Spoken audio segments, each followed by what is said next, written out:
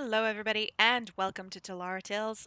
Last time we talked about, well, the beginning of the human empires. So, like I said, we talked about the fall of the Eth Empire. The Eth were basically humans who became nomadic. Nomadic. I really don't know how to say it. So anyhow, they became nomadic. They started living in the droughtlands and shimmer sands, basically in sandy areas, so that they could follow their and so that they could follow more of their ancestral way of life. I would say, if it follows with what you know, nomadic lifestyle here is on Earth. Before that, we talked about the Bloodstorm, the dragons, basically. We talked about Mailforge, Greenscale, Krisha, Achilleos, Regulos, what else? Lathis. And before that, even, we talked about the gods, who created Telara, Tavril, Baralt, Theodore, Marielton, and Thontic. But now we're going to talk about 20 years before the Ascended arrive. 20 years before the Mathosian Civil War happened. Way before that, 500 years before the Ascended arrived, was the fall of the Eth Empire. And basically, they started, they were almost wiped out. But then, they kind of dove low. And then, yes, so the Mathosian Civil War happened because of a lot of events that happened. So this part of the story, it's a little bit complicated to me. It's always confused me a bit, mainly because there's a lot of events that, uh, because of there's a lot of events following the death of the king at the time. So Mathosian kings were extremely powerful. They had a lot of land, namely Iron Pine Peaks, Stillmoor. Stillmoor was basically the seat of Mathosian civilization, and then they also had started conquering a lot of different lands. Um, but King Joster, at this point of the story, he's the king of the Mathosians, but he dies mysteriously a little time after his wife. I forget what her name is, but she does come. She does come into the story later on, when we're going to talk about Elsbeth. Um, yeah. So she was very concerned with Elsbeth, and King Joster, being that his wife was into keeping her out of trouble and everything, he kind of said, okay, she'll come into our court and study with our sons and blah blah blah. Anyways, so yes, he listened to his wife, which is a nice thing, considering things that happened lately in the real world. Anyways, interestingly, I've always thought that he and his wife were possibly poisoned by one of their sons, mainly Aedraxis, especially considering what follows. So he leaves two sons, Zareth and Aedraxis. Aedraxis, being the older son, he takes the throne. And there's a little story that in the game that goes something like this: People of Mathosia, rejoice! In this dark hour, let your hearts be lifted by the coming of our new sovereign, Aedraxis Mathos. Though deeply saddened by the loss of his father, King Joster, Prince Aedraxis nobly took up the crown the following evening in a grand ceremony. I mean, that's a little bit suspicious. The following evening? I mean, you would think that he would be mourning and everything, but whatever. King Aedraxis proclaimed that his reign shall bring forth a new, prosperous era for Mathosia. His desire is for our kingdom to unbind itself from the constraints of the past so that we may embrace the future. All hail King Aedraxis Mathos, sorry. May he live for 1,000 years. And I mean, that part of the speech is very telling to me. I mean, it kind of tells me that he already was fallen. And he falls because of what happens later on. There's a whole journal that I'm going to talk about just after this, which basically takes note of each phase of how he fell, even more deeply. Zareth discovered that his brother had become corrupted by the dragon cults, mainly Reguloses, and challenged, which is the Endless, and challenged his brother's rule, which started a bloody civil war that destroyed most of the Mathosian Empire. Knowing that Aedraxis would fight him, he slowly emptied the city of any man able to travel. So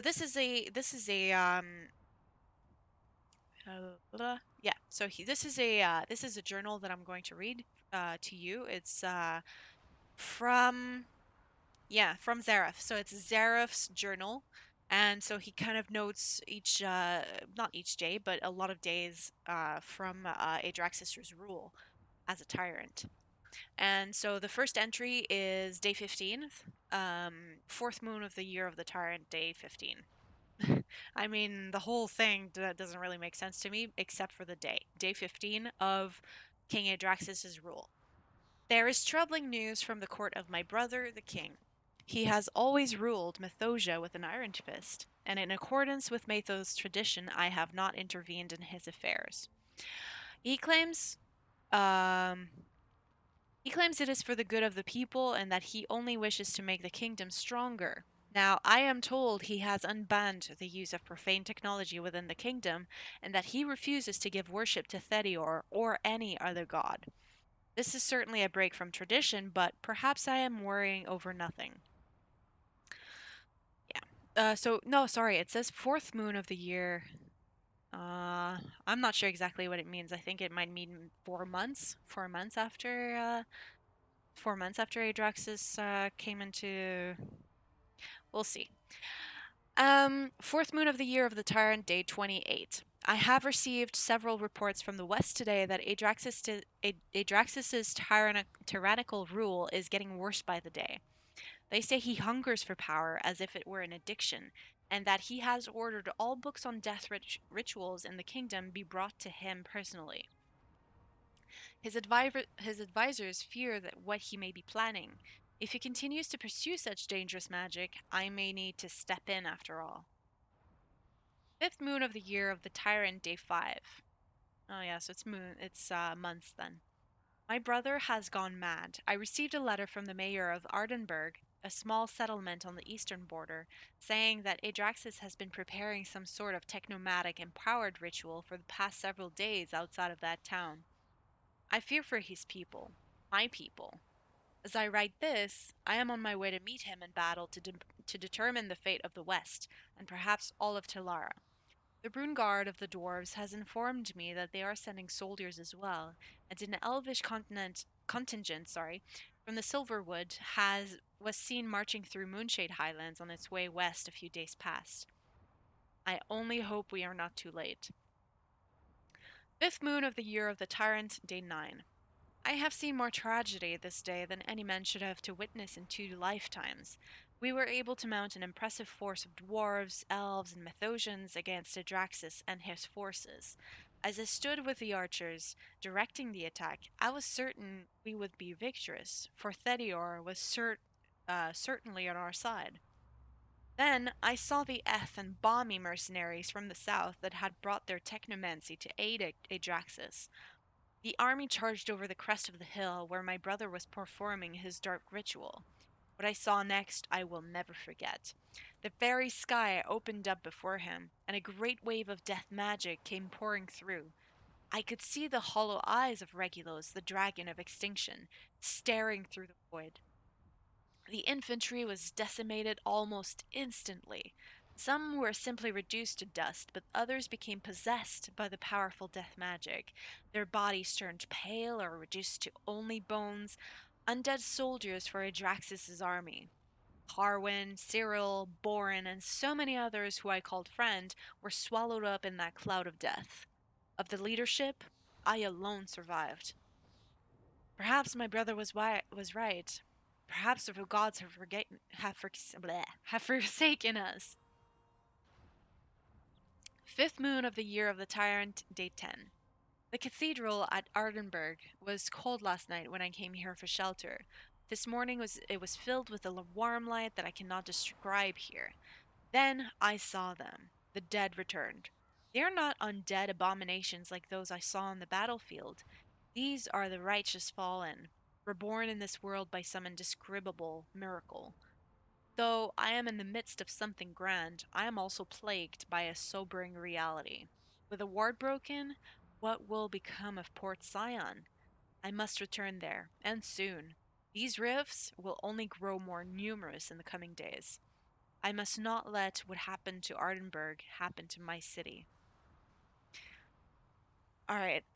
So what was Adraxis's plan? We know he'd been corrupted by the cultists, but what would he benefit from this alliance? Well, it seems that he planned to use Orpheal Farwin's knowledge of machines and magitech in order to open the planes, show his superiority by defeating them, and beat his brother once and for all. It's tragic, really, that these two brothers, who don't seem to have ever fought before their father's death, I mean, we don't have any records of that, suddenly they were at complete odds. Perhaps there was a bit of jealousy involved. Like, maybe Adraxis was jealous of his younger brother for some reason. Maybe he was jealous of his brother's capacity as a capability, sorry, as, a ruler. That he could have been a really good ruler and he was jealous of that. Who knows? Um, so I mean, if you're in game, so right now I'm in game, right? And so if you look at the map of Stillmoor here, Ardenburg is sorry, Ardenburg. I think it's in the south here. Ban broken. Ardenburg. Twisted. Here's Ardenburg. Pretty sure it's in Stillmoor. I might be wrong. Anyways, so that said, yes, so Ardenburg is a town, I think, where in game, if you're questing in Stillmoor, you come to this town where basically there's a lot of undead. And so you have to fight through, and I mean, every mob in Stillmoor, when you're level 50, when you're, questing through Stillmoor as a level 50, it's very difficult. Stillmoor is like the original difficult zone, and then it was Ember Isle, and then it was Dendrome, and then it was, I mean, then it was Tarkin Glacier, I guess, in Nightmare Tide. No, I'd say like Plain Touched Wilds. Plain Touched Wilds was very difficult as you were if you were questing in Plain Touched Wilds. I was already somewhat raid geared, so it was a little bit easier, but heck, it was tough.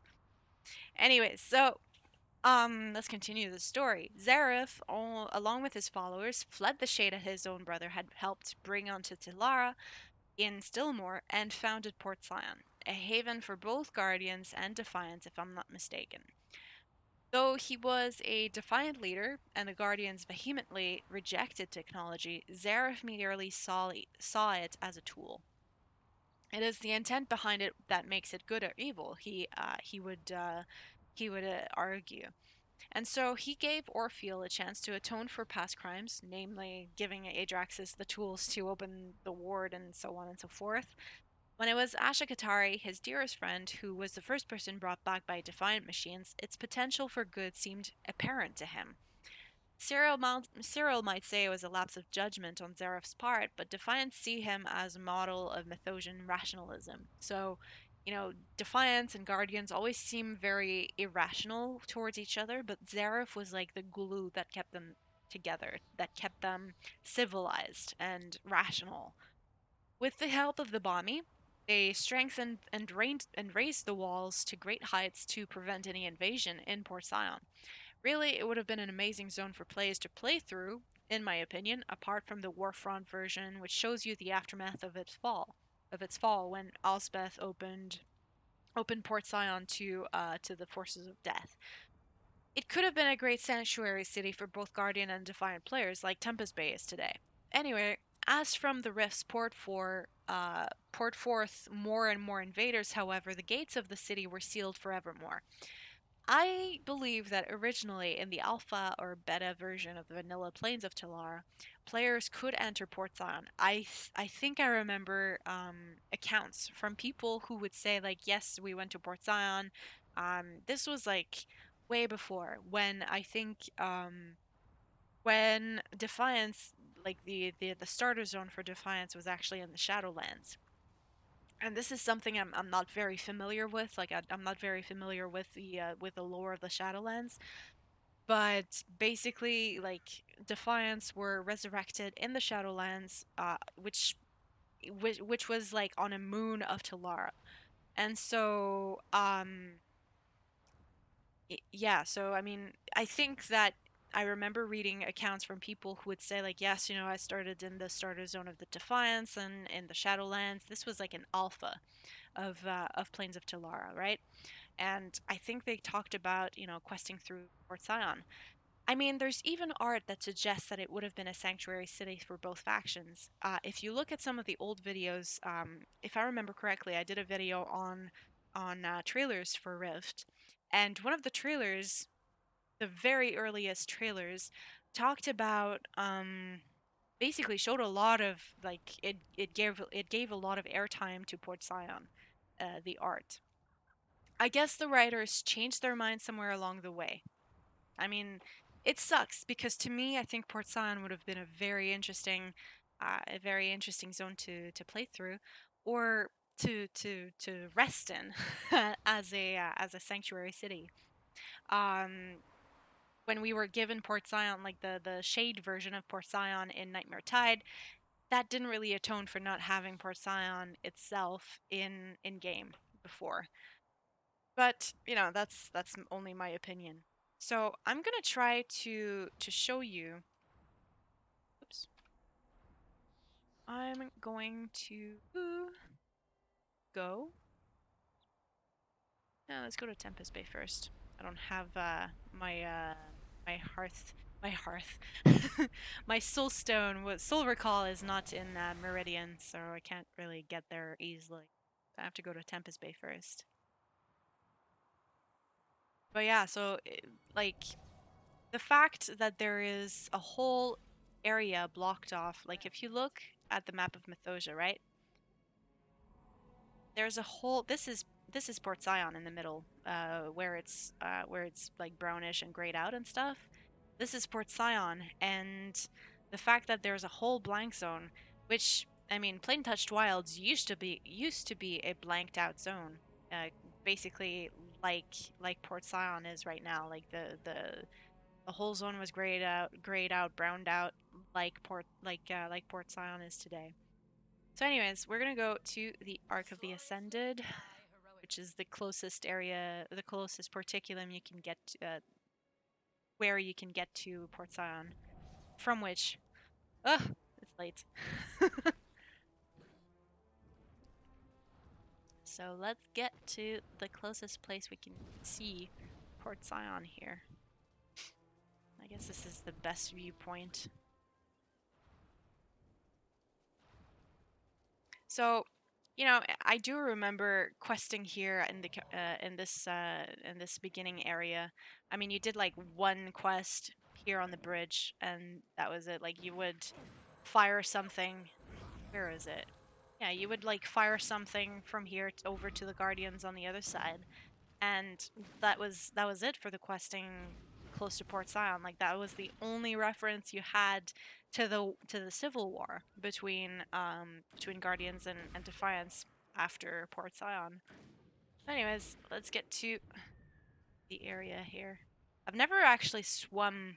I've never actually swam that close to Port Sion, but this is uh this is it. Oh, you've got fatigue. Okay, so yeah, it sucks. Like you really cannot get that close to Port Sion. It sucks.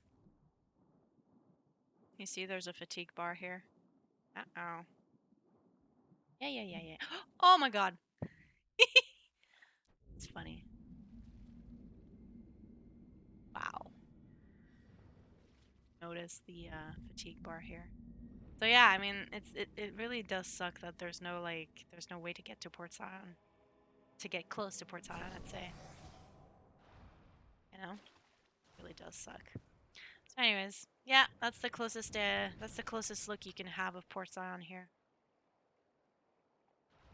Ta-da! So this is the area where Zareth basically brought Guardians and Defiance together, and well, you know, without all the death coils and stuff like that, tentacles, whatever you want to call it. So, you know, it was a bustling place. It was a booming place. It was, you know, growing very, very quickly. And as you can see, like the walls are very, very high. This is bommies. As a bommy player, I feel awesome about that. We built that city. We built it, man. Yeah. But yeah, so this is the only instance of Port Said that we can see, and as you could see before, you get fatigue if you get too close, and it sucks. I really wish we could have quested or seen or gone into Port Said besides the war front that's now not even in the game anymore. So yeah, so that's it for me today. From me today, sorry. So that's it from me today, and I hope you enjoyed it. I hope you enjoyed learning a little bit more about the history of Telara. There's a whole lot of history to talk about. As you might know, I've been writing, I've been compiling and writing and rewriting and basically making the history, the lore in a narrative sense, in a narrative format so that it's interesting. Like I like stories, I don't really like wikis. Somebody asked me before if I wanted to contribute to one of the existing wikis for Rift, and I said like, oh, you know, I could give it a try, but I don't think that the lore of Telara is fits the wiki format. It fits more into a like a narrative format. So that's why I'm doing this, and I hope you enjoy it. I'll see you guys next time. Bye.